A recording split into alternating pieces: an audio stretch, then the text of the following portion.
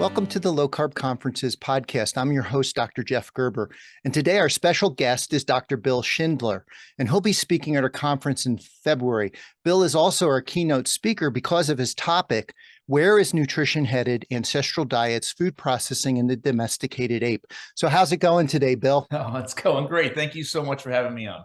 Yeah, I know it's a busy time of year for you, for all of us. Let me describe a little bit more about Bill. Bill is an internationally known modern anthropologist specializing in primitive technology, experimental archaeology, and also a chef.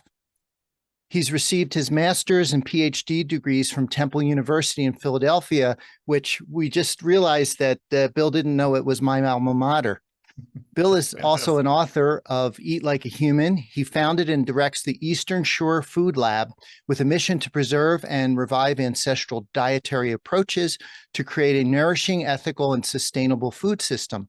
Along with his wife, they operate the Modern Stone Age Kitchen in Maryland.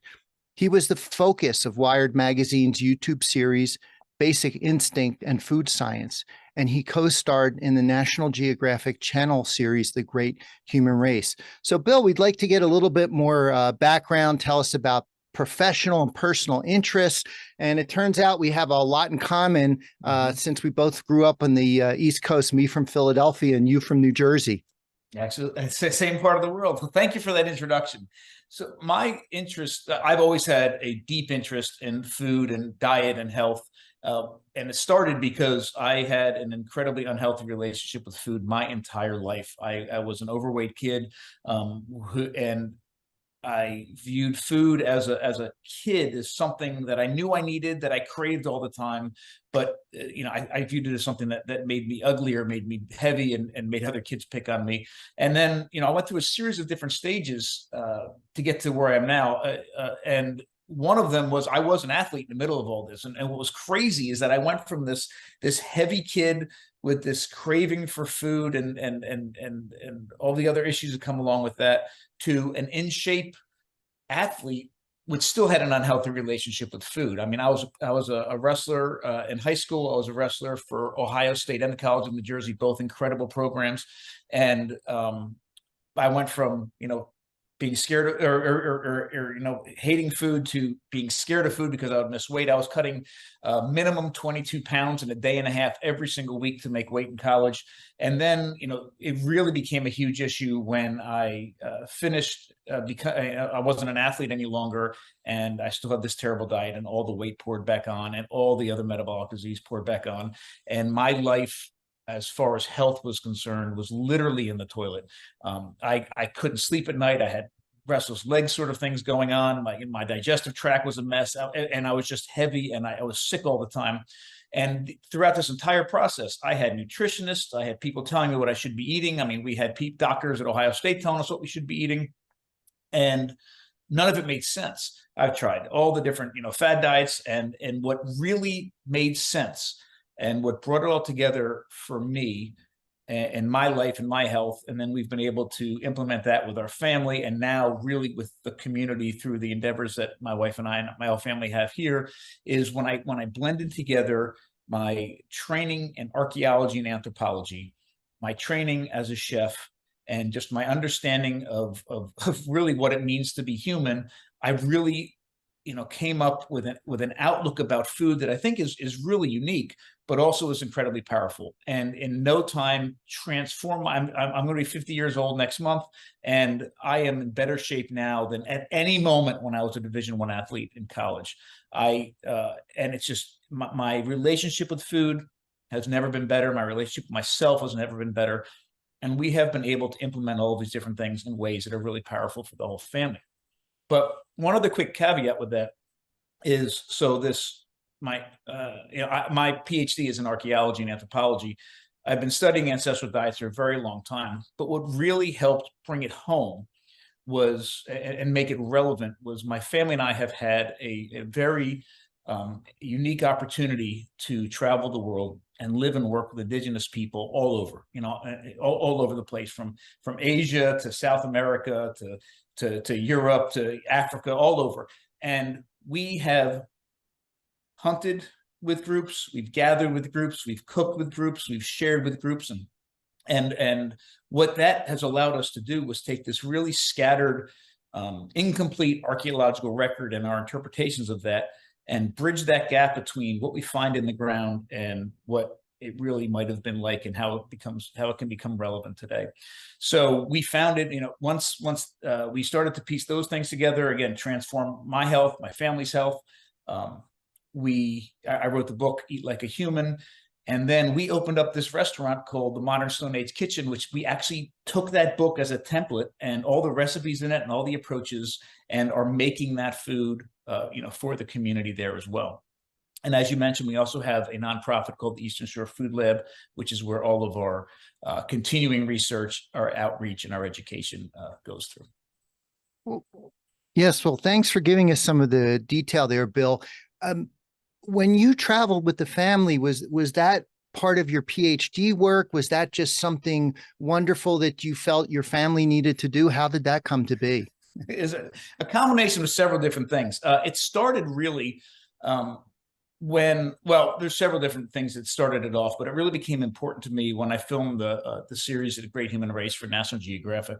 And I'll say a few things about that series. If you've never seen it and you're interested in ancestral diets and our evolutionary past, it was a brilliant show. And I love the concept. And what happened was, about 7 years ago, National Geographic contacted me, and they wanted to capitalize on this genre, the survival TV genre. It's still kind of big, but 7 years ago, it was a huge deal. Everybody was packing their bug out bags, and and all these different television networks were vying for they were all trying to figure out the next big survival TV show.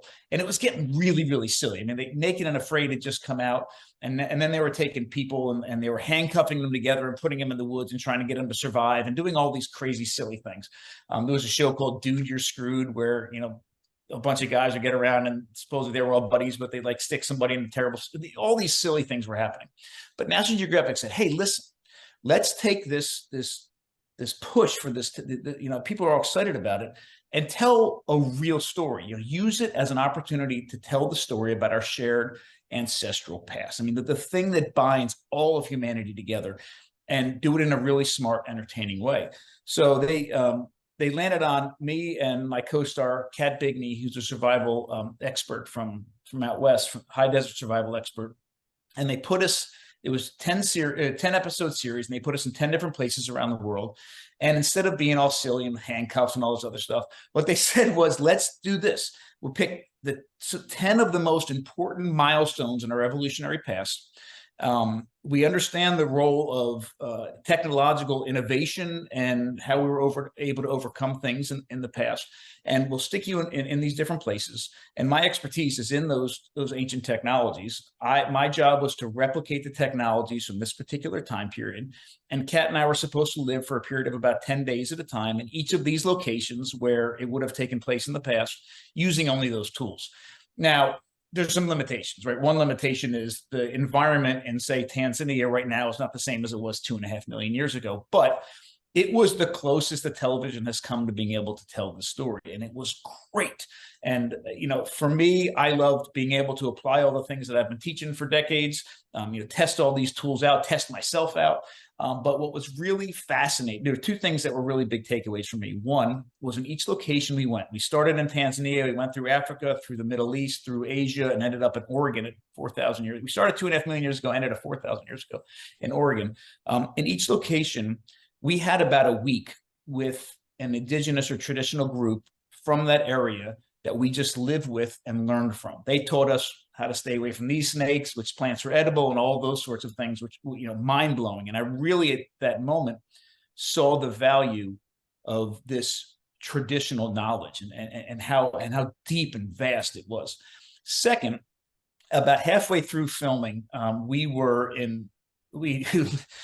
had just literally finished the worst night of the entire experience. And we were sleeping in trees, we were sleeping in caves. This night we were in Turkey, and we were sleeping in a swamp, and it was hot, it was miserable, we're covered in sweat, and I remember looking out, and we had a fire going, and the only reason we had a fire going was to try to keep some of the bugs away. It was so hot, we still had a fire, and we saw all these sparkles. It looked like millions of jewels all over the ground around us. And I'm thinking, this is the only nice thing about this night, is how beautiful all these little sparkly, jewelry looking things were that surrounded us. And then I realized they were spider eyes. So it was a horrible night. I got absolutely no sleep. But the next morning, the head camera guy, Luke Cormack, he's an amazing, he's an amazing camera guy. And he says to me, listen, I got to tell you something. You know, he had the unfortunate job of staring through a camera lens at me 24 hours, almost 24 hours a day, you know, weeks and weeks and weeks and weeks and weeks and months on end. And that was his job. And he watched my face all the time. He says, I got to tell you, you know, every episode we start, you know, you're healthy. You have a pretty healthy diet, you know, and he said, I'm looking at your eyes, I'm looking at your face. And he said, several days into each episode, everything changes. Your eyes brighten, your skin clears, your smile changes. And two things are really interesting about that. One is I had just spent one of the worst nights of my life, you know, the night before. But the way we filmed was we would go to a certain location. We would stay with a particular group for about a week or so to learn. Then we would start filming, and we filmed for 10 days. And what you saw on TV is what you got. I mean, it was real. We're living in caves. We're eating what we gather and hunt and all this. And then at the end of that 10 days, they put us in this like 5-star resort for a night or two, and then we go to the next location. So there's this reset button over and over again where we kind of come back to the modern world and kind of a modern diet. And then we have this, you know, period of time eating this ancestral diet. And it's not even that long, but it's days. And this man noticed how I changed in just a few days eating a diet that was, you know, real, eating a diet that was nourishing. He saw it in my eyes, he saw it in my skin, he saw it in my smile. So anyhow, to make a long story short, when we got done filming, I'm like, this is important. Like, I need to learn more, and I need to share this with the people I love the most, my family. And we were able to find a lot of different ways to travel and spend time. And part of it was, you know, when I was on sabbatical writing the book, Eat Like a Human, but we just made it a priority for our family to make this happen. And it was been amazing. That's great, Bill. Well, I guess on camera back then you were actually living like a human, and in between, and a pre-human, absolutely, yes. Yeah, like a pre-human. But what I'd like to do is dive in a little bit and talk about, you know, what it is to eat like a human, what that really means, and you know, from your background. Now it's an interesting thing. Some people joke that anthropology and archaeology and ethnology aren't really sciences, because, you know, you just kind of look back in history and you kind of guess. And it's an interesting thing when we get these talks approved for educational credit for healthcare professionals. A lot of times we get into trouble with the ancestral talks, because they say it has no relevance. And, you know, my head wants to explode. So, you know, hopefully you're gonna at least educate the review committee that there is relevance. And so, you know, I want to pose the question, you know, what is the evidence that you have through your career? And I'm just joking about that it's not a real science. It obviously is.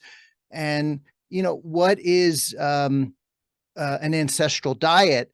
And, you know, what is unique about what you do and how that applies to our diets in Western society today? Well, those are huge questions. Okay, so the first thing is, you're 100% right.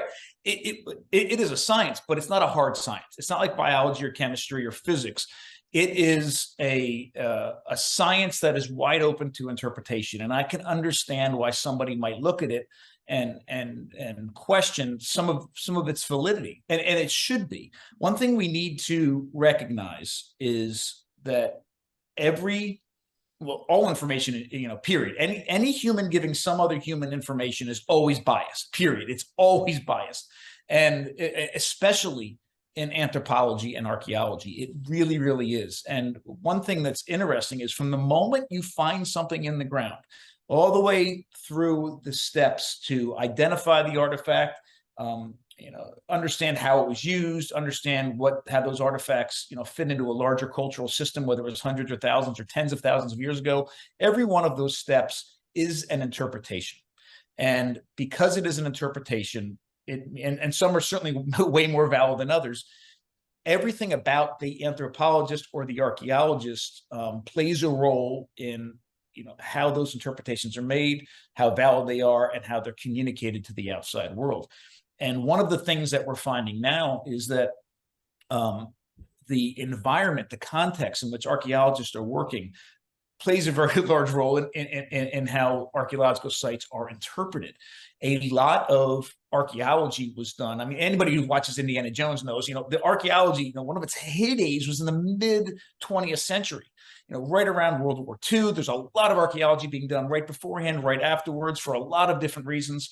And a lot of things that are happening during the war impacted how archaeologists saw what was coming out of the ground. And I don't want to spoil it all right now. We're going to talk about a lot of these things at the conference. But one of the things about the war effort is that everybody back at home, our soldiers were out fighting, we're trying to do something to feel relevant, trying to feel like we were making a difference somehow. Things like victory gardens and, plants and giving up days of the week when we're eating meat. So it became very important to focus on plant-heavy diets. Plants were going to help us win the war at some level. And this was ingrained in a lot of people's minds. And the way that we interpreted archaeological sites with that sort of thing in the back of our mind, I am confident played a role in interpreting how important plants were versus animal-based foods in the archaeological record. Now there are archaeologists going back and looking at the very same sites, the very same artifacts, the very same data, and reinterpreting these sites through different eyes and coming up with different conclusions. People like Miki Ben-Dor, for example, who was fabulous looking at the importance of meat and fat in our ancestral dietary past. So the reason I bring all that up is, yes, it is wide open to interpretation. The best thing that we can do is to understand where the archaeologist is coming from, or archaeologists when they're interpreting these sites, who they are, what they stand for. But there is some information that even though archaeology isn't a hard science, there's a lot of hard science that goes into understanding the archaeological record. So like dating methods, for example, or blood residue analysis, and all of these things that can tell us a lot about a site has an approach that's very, very hard and scientific. What we know is this. Our ancestors, and I'll give you a quick version here, but I'm going to dive deep at the conference, and I'm hoping, let me back up one more thing that I think is very important. I almost left college to go to culinary school. Long story, it took me 10 years to get my undergraduate, but I almost left to go to culinary school. I knew food was a passion of mine, and I knew I wanted to do something in the food world. And I'm glad I didn't, because if I had left college and gone into culinary school at that time, I wouldn't be able to approach food through the eye, through the lens that I have now, which is, I think, a very, very, very unique lens. I also am thankful at some level for all of the difficulties that I had with my own health and my own relationship with food, because for the same reasons, I'm looking at food through a completely different lens as well. And I'm also very happy that my focus in archaeology is in that primitive technology sphere. I've spent decades of my life training with some of the best stone tool makers, ancient pottery, people that replicate ancient pottery, working with fibers and all of these things, because what I've been able to determine is that almost every single prehistoric technology, for 3.3 million years, almost 3.5 million years ago is when our first stone tool was created, our first technological development that we know of at the moment. For almost 3.5 million years, almost every single prehistoric technology ever created has something to do with food, period. Something to do with food. Getting food, processing food, making it safe, making it more nutrient dense, making it more bioavailable, sharing food, redistributing food, storing food. Think about that. We know that our changing diets impacted and helped support our evolutionary changes in our bodies and in our brains, right? We know that's true. And if the role of technology is so directly linked with our dietary change, then we can't escape the need to understand what those technological developments were, to understand a dietary past, and also to understand where my focus is, how we still need to implement those are similar technologies in our modern diets today. And that's where archaeology becomes incredibly relevant. We find the tools, we found the sites, we find the tools, we can date the sites, we can interpret those sites, and we can really start to understand how the role of technology impacts diet, and then how impact diet's evolutionary change. So it's always been the technology of food. So perhaps we've gotten better at food technology. Why is this argument that technology has actually gone in the wrong direction? I was teaching the class. So one semester, about 7 or 8 years ago, I was teaching. I usually taught 3 classes a semester at Washington College, and this one semester, I was teaching a class that had something. I forget the exact class that it was, but it had something to do with it was kind of the anthropology of food, and it was talking about food in a modern sense. And the same semester, I was teaching another class. It was a prehistoric class, and one of my students was in both those classes at the same time. And about midway through the semester, she came up to me. She says, Dr. Schindler, I didn't want to ask this question in class in front of the other students because it might be a silly question, but I just don't understand it. I said, what? She said, you say the word food processing in both classes. And when you say it in the prehistoric class, it's like you're excited, you're animated, you're dancing around, you're smiling ear to ear. When you say food processing in the modern, class, it looks like somebody ran over your dog. Like you're super upset, and it's such a bad thing. What's the difference? And I looked at her and I said, I know there's a difference, but I don't know. Let me think about it. And I thought about it for quite some time. It was a great question. I'm so glad I had that student in both classes to kind of challenge me on it. And what I've landed on is this. And this is so crucial to just about everything that I do now. And I think so important for us to keep in mind as we sort of picture what our ancestral dietary past was really like.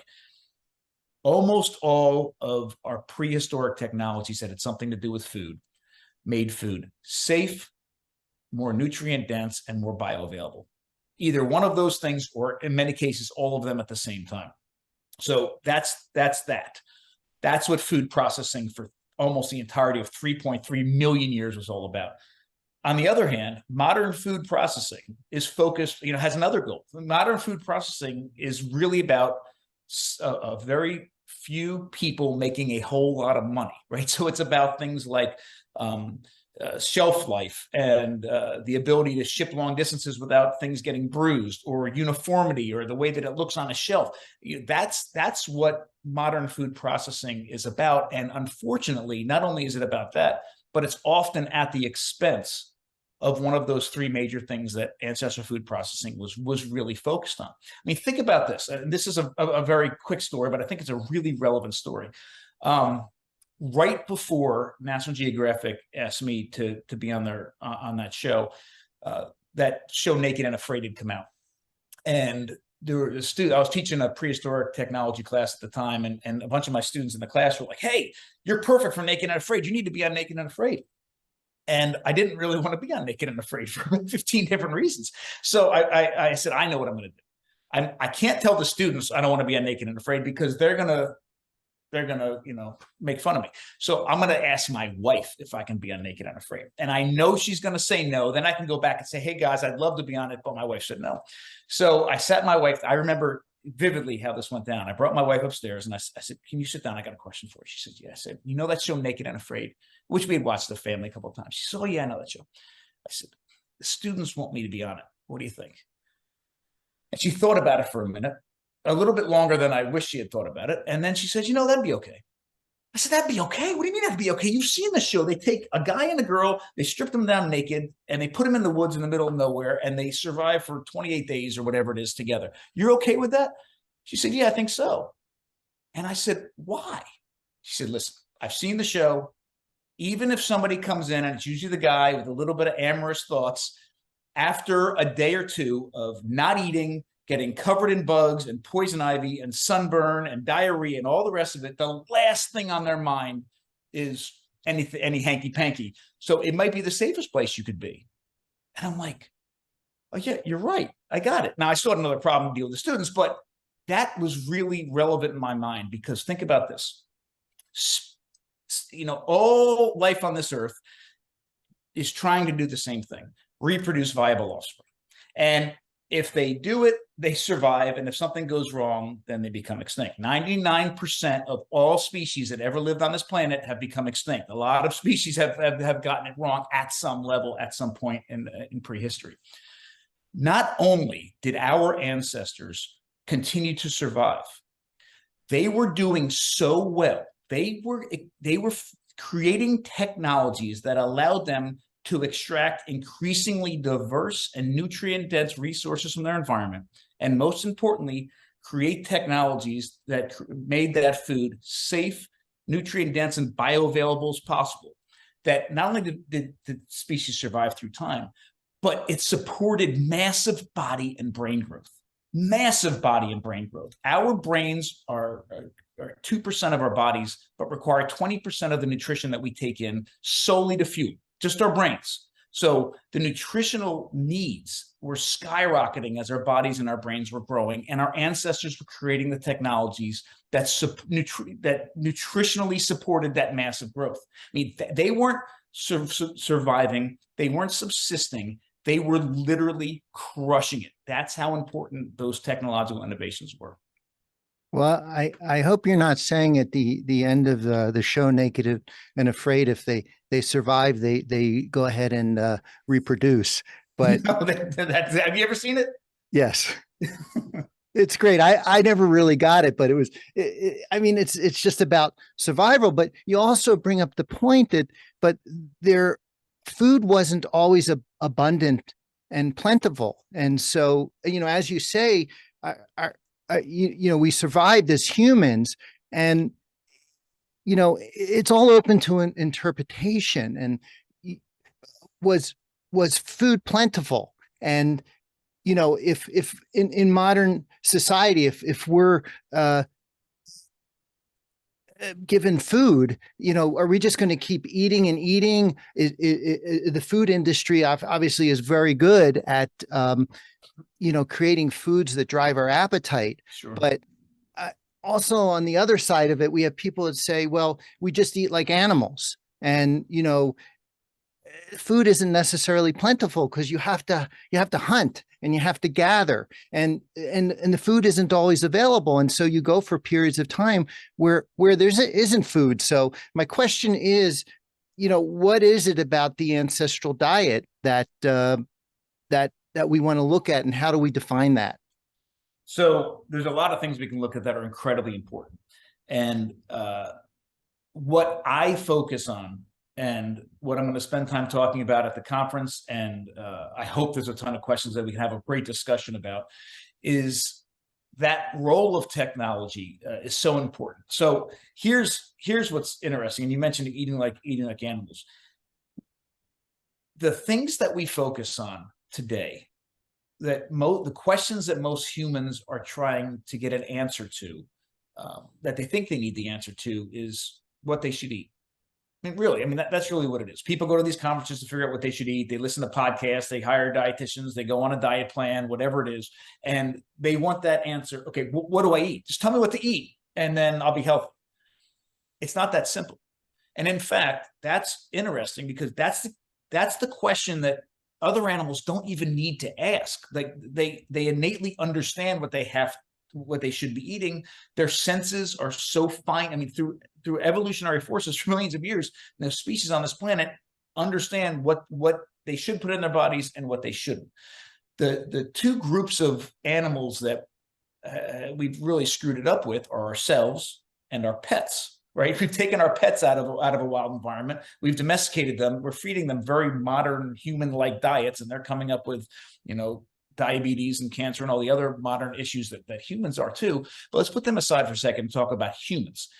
Humans shouldn't have to ask the question what we should eat. And we'll dive a little bit deeper into this again at the conference, but that is a question that we ask that we need to put aside for a second. The important question, the thing about the human relationship with food that's different than any other animal on the planet, is the what part.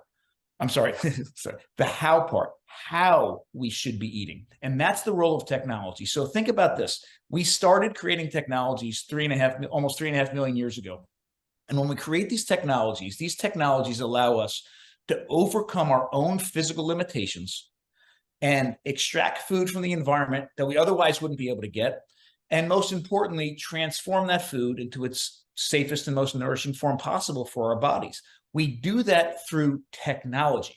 Our when our nutritional needs skyrocketed, you would expect that our teeth would get bigger, our jaw muscles would get bigger, our guts would get bigger to accommodate all the massive amount of food we should be eating and processing that food properly to get all that nutrition that we need now that we have bigger bodies and bigger brains. But in fact, what happens is the exact opposite. Our bodies and our brains grow, our nutritional needs skyrocket, and our teeth get smaller and our digestive tracts get smaller. It shouldn't have happened that way, but it did. And that really helps support the idea that our technologies were doing this food for us. So if we look at it through another lens, we build bodies on food that we were never adapted to eat. The adaptation is a cultural one. The adaptation is a technological one. We created technologies that allowed us to bring these foods into our diets. And we require those technologies to process them as safely and as efficiently as possible. And we've domesticated ourselves to the point that we can no longer feed ourselves without those technologies. Like, I don't care if you're Bear Grylls, you're the best survivalist in the world, and you know every plant, every animal behavior pattern, what's edible, what's not edible, all of it, and threw you in the middle of the woods with no technologies, you would starve to death. You cannot support your body without the role of technology. Now, technology has changed. And it was things like stone tools and fire, and now it's things like Vitamixes and microwaves. But the role, the importance of that technology hasn't left. So we can't, as modern humans, ask the question what we should eat without also asking the question how we should be eating. Because the reality is most foods that are in our diets are, and I know this is really hard to say and define, but are not species appropriate because we're not designed to consume it, but our species requires the nutrition from those foods because we've had them in our diets forever, but we've had them alongside with the technologies needed to consume them in the most nourishing way possible. So the experience for humans, the dietary experience for humans is completely different than any other animal on the planet. And then you start throwing in all the cultural things. Eating is such a cultural act. It's an emotional act. It's a political act. It's a religious act. You start throwing all those things and trying to figure out what true, real nourishment means becomes very complicated. Yeah, so I mean, I think fire is the best example of an ancestral development over time. That that's the argument that we cook the food and we basically take apart the proteins, and that's what's caused our brain to grow. And so that's a very positive ancestral adaptation. But I guess that the tech has gone on and on over the years. Now we've created ultra processed foods that are just so easy for our body to absorb, and we've made them so irresistible, and the industry knows this, that we've gotten into trouble. And one other thing that I've learned, or I understand is from the ancestral approach, is that we're omnivores, we're opportunistic, and we eat what's available to us. And so it's interesting, we have people arguing that we should just eat meat, and for that matter, we should eat raw meat. But I think you've already explained that some raw meat is okay, but we're not adapted to eat raw meat. We don't have huge canines, and so we've adapted to eating meat that has been cooked. And so, what is your position on the meat eaters? Well, let me say something real quick about the omnivore piece. You're right, humans are omnivores, but what we have to understand is we are not omnivores by design. We're omnivores by technology. The only reason that we can include and extract high quality nutrition in a safe and efficient way from both plants and animals is because we've created the technologies that have allowed us to do it.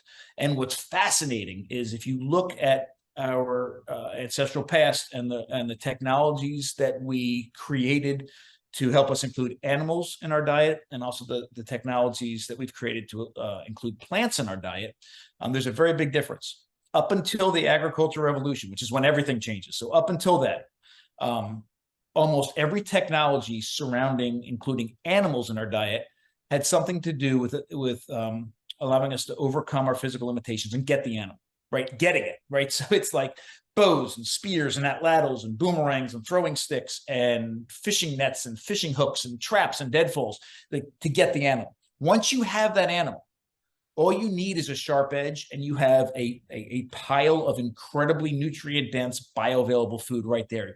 You don't even have to cook it. Although with meat, and I'll say that in a minute, there's a little bit of an advantage to cooking meat, slight, but there is. But you don't need it, right? You can get amazing. Plants is something completely different. Again, before the agricultural revolution, when the agricultural revolution hits, there's a ton of technological developments going into plows and all the other things, and harvesting equipment, planting, all that. But up until then, getting the plants is really easy. You might need a digging stick to get some roots and maybe a sharp edge to cut something off. But for the most part, you're collective foraging and you're gathering it. The technological needs, what we need to create to allow us to overcome our physical limitations with plants is technologies that allow us to detoxify the plants and make the nutrients in the plants available to our incredibly inefficient digestive tract. So for animals, it's about getting the animals. For plants, it's about making them safe and increasing the bioavailability. As far as the carnivore piece is concerned, there's a great primatologist from Harvard by the name of Richard Wrangham, who's done a lot of work in this area in the world of fire. And one thing that he's found is it is difficult for the human body to, in a very efficient manner, eat a hunk of, fully digest a hunk of raw red meat. We can do it, but it works really hard to do it. So there's a little bit of an advantage to physically breaking down that meat. And we see this, like if you go to a really nice restaurant and order raw red meat, you get it one of two ways. Either carpaccio, where it's sliced super thin, it's mechanically been broken down for you, or tartare, where it's been ground up or chopped up. Again, it's been mechanically broken down for you. And there's a little bit of an advantage to cooking, not overcooking, which goes the other direction, but a little bit of cooking. So if you're looking at the most bioavailable way to eat red meat, it'd be if there was a combination of a little bit of physical breakdown through chopping or slicing or dicing, and a little bit of cooking. So probably the most bioavailable way to eat red meat would be like a medium or a hamburger, and you get a little bit of both. But regardless, we're talking about minutia with the nutrient density of something like meat compared to, say, a plant. The problem is, and this is where I think we need to reframe some of the carnivore approach, is that we know archaeologically, we're very confident that we've introduced meat into our diet at almost 3.5 million years ago. And we were doing that by creating tools that allowed us to scavenge off of carcasses on the African savannah. So we introduced meat then. Not much changes. Like, there's not much biological change that corresponds with the introduction of meat in the diet. And there's several things that could be at play here, but regardless, we introduced meat into the diet at about 3.5 million years ago. And for the next 1.5 million years, there's a little bit of body growth, a little bit of brain growth, but that's it. What's fascinating is that 2 million years ago, we see the most significant jump in body and brain size. And what happens at 2 million years ago I'm convinced, and many other archaeologists, that there's two technological developments. One is fire, which is important, but in my mind, even more significant is the development of hunting technologies. We begin hunting at 2 million years ago, and because of that, we're apex predators. We can take animals down at will, and most importantly, because we've taken that animal down, not some other predator, we have first access to the most nutrient-dense, bioavailable parts of that animal, and it's not the meat. It is the blood, the fat, and the organs. So because we have this huge influx of nutrition that is not only so dense, but incredibly bioavailable, that we're supporting that massive body and brain growth. So it's the thing about the carnivore approach, meat's amazing, but blood, fat, and organs are even more amazing. And I think from not only a nutritional perspective, but from in a world, especially right now, where anybody eating animals are subject to a criticism for ethics and sustainability, eating the majority of that animal really helps tick those boxes as well. Yeah. Oh gosh, there's so much there, Bill. So I recall there's a period of time where we lived by the sea and we subsided off of mollusks. And we managed, and then, as you say, we had access 2 million years ago to now all the first source of these nutrient dense foods. And I was just going to bring up the issue about the organ meats. And so we have this argument, oh, you don't need it. And I personally love liver. I grew up on liver, but you just made an argument that the organ meats and the blood are all important aspects of nutrition. It is. And what's incredibly important, what's problematic is, as you know, there's so much of the dietary world right now that is, it's polarized. It's either all this or all this. And the reality of, I think, a true good message is somewhere in the middle, as well as the practicality of making, whatever your dietary approach is, relevant in the modern world. I mean, we have to do that as well. But one of the far sides of the argument right now, as we're all very well aware, is that there are some people suggesting we should eat massive quantities of liver and bull testicles, all the time. And that's as insane as eating no organs. And I get the question all the time, okay, how much liver should I really eat? And the crazy thing is that that's a question that nobody's ever had to ask before, right? It's a problem that we've created. We are so disconnected from our food that we can go into Whole Foods with a lot of money and buy 10 pounds of chicken liver and come home with 10 pounds of chicken liver, no other part of a chicken, and ask the question, how much of this should I be eating to be healthy? If you ask somebody that question 10,000 years ago, so how much liver should I eat? They'd look down at the animal they just killed and said, well, that much. And then that much spleen and that much kidney and that much heart, that much meat. And then I'll go kill another animal. And it's really interesting that we have to ask, and we're asking these questions all across, our dietary landscape. And I'm convinced that if we reconnect with our food, just take a few links out of our food chain, we can begin to answer a lot of these questions for ourselves. And we don't need anybody else's help for some of these more basic questions. But I do think that heart, liver, kidney, spleen, high quality fat, marrow, all of these things were not only game changers for our ancestors, but certainly need to be a part of our diet today as well. Yeah. Well, we'll finish up in a couple minutes. I mean, this is why we have you as our keynote and addressing where is nutrition headed, because we want to find some middle ground. I just want to touch on, our tech and our ability to eat plants and specifically grains. And so, obviously the tech has enabled us to eat grains. And the question is that tech that enabled to do that, has it been a healthier tech for us or not a healthy tech? That's a great question. It's a healthier tech than not including those technologies and still trying to eat the grains. But we know grains entered our diet. It depends on where you are in the world and what grains we're talking about. But annual grasses became very important all over the world.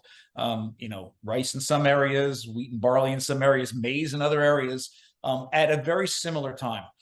And what we see, if we look at the ancestral approaches to those grains, is that a massive amount of technology was going in to what happened to those grains after they were harvested, right? Things like soaking and sprouting and fermenting. And I mean, I don't mean a yeast fermentation. I mean the kind of fermentation, the bacterial fermentation that is a part of a true sourdough process to help detoxify those grains and pre-digest those grains to make them as healthy as possible for our human body, preparing those grains for our bodies.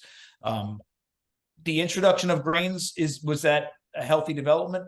No, not in my mind. In fact, in many anthropologists' minds, it wasn't. However, if we look at it through a different lens and say, hey, if you're, should we be eating grains? That's one question. And then the other question is, if you're going to eat grains, what is the healthiest way to include them in your diet? Those are two separate questions. I would never tell anybody they need to start including bread in their diet to be healthy. I would never say that.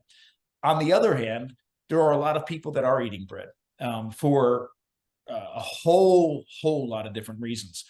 And for those people who are including something like bread in their diets, we have to have a really long conversation about how something like a wild, long fermented loaf of sourdough bread is a completely different food than a loaf of Wonder Bread from the grocery store. And that's a great example of what I was mentioning earlier. It's not just the what, we also have to include the how as far when humans are concerned in that conversation.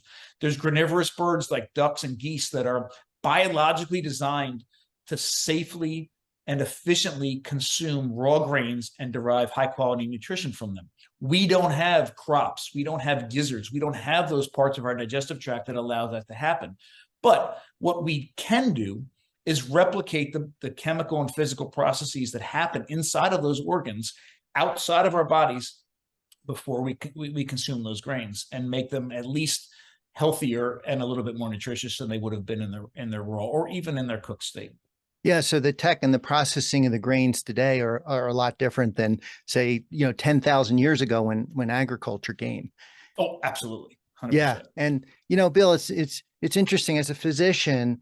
I love Indiana Jones films, and I've always loved archaeology, but I think it really applies to understanding, what it is to eat like a human. And so even before we've met, I've been fascinated. And, I mentioned this to you. I had put a post up on my website.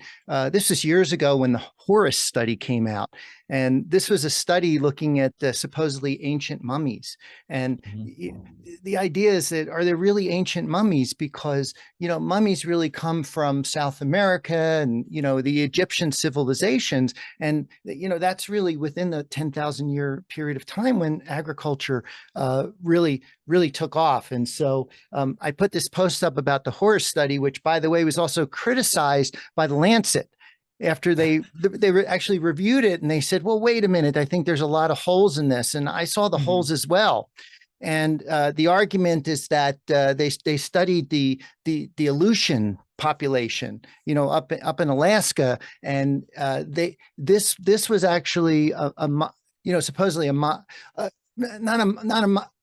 they were a group that never really modernized. That was the argument, that they never really modernized, but they had a process of taking the deceased people and putting them into caves, and because of the cold, they basically they became mummies, and so they looked at these particular mummies and said, well, they never were really exposed to modernization.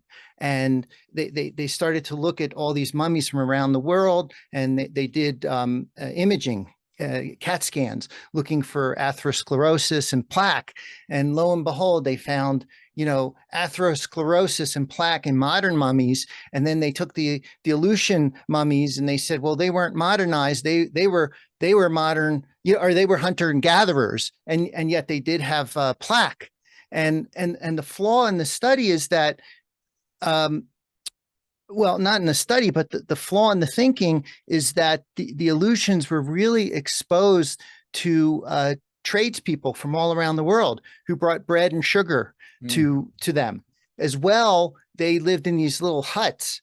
And the only way to get out of the huts was, because it was a cold environment, is they went up through the smokestacks, and they were exposed to all the smoke.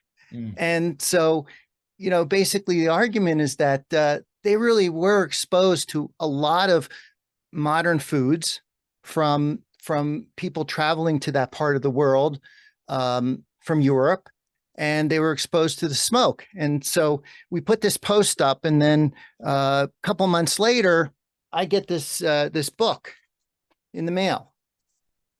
And and so this is titled "To the Aleutians and Beyond: The Anthropology of William S. Laughlin." And the primary editor was Bruno Froelich. And he mailed this to me. Bruno Froelich mailed this to me, and he basically was one of the writers of the book. And he was retired at the time, and I think he was at National Museum in Washington.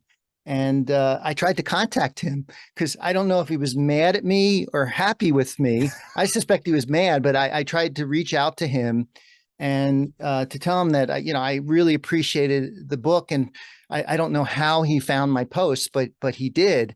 And the argument there is that, and I agree with you, that perhaps our tech to afford the ability to eat grains long term might not be the best thing for us. And today, certainly, if you're going to consume grains, they have to be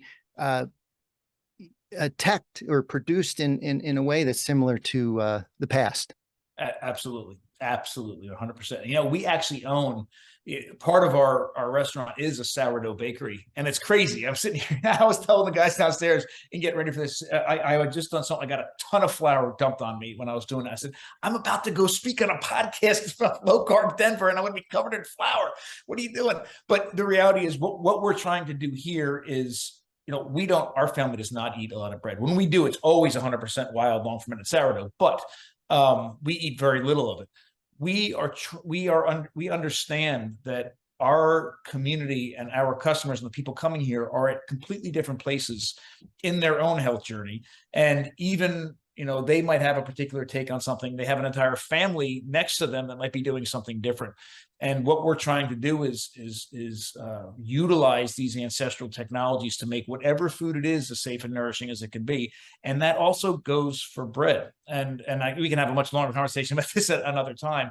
But again, I think it's very important. There's something about what is the ideal human diet. And I think we should, have large, amazing conversations about that.